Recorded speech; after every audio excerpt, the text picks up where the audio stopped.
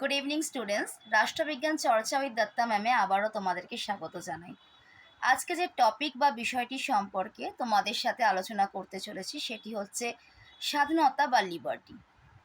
এবার এই স্বাধীনতা বা লিবার্টি সম্পর্কে জানতে হলেই সর্বপ্রথম আমাদের মাথায় যে বিপ্লবটির নাম আসে সেটি হচ্ছে ঐতিহাসিক ফরাসি বিপ্লব বা ফ্রেঞ্চ রেভলিউশন 1789।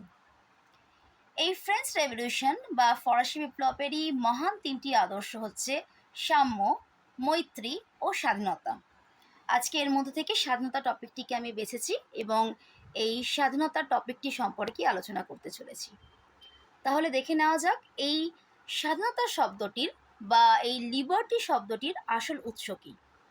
এই শব্দটির আসল উৎস হচ্ছে কি ল্যাটিন শব্দ, যেটি হলো লাইবার, এবং এই লাইবার থেকে এসছে লিবার্টি। এবং সাধারণ অর্থে এই লিবার্টি বলতে বোঝায় অনিয়ন্ত্রিতভাবে বা নিয়ন্ত্রণবিহীনভাবে যা খুশি তা করার ইচ্ছা, কিন্তু এটিতে আদৌ সম্ভব নয়। এবার এই স্বাধীনতা সম্পর্কে আলোচনা করতে গিয়ে যে মহান দুজন রাষ্ট্রবিজ্ঞানীর নাম আমরা জানব বা জানা দরকার তারা হলেন অধ্যাপক বার্কার এবং অধ্যাপক ল্যাস্কি। তাহলে প্রথমেই দেখে নেওয়া যাক অধ্যাপক ল্যাস্কি কী বলেছেন।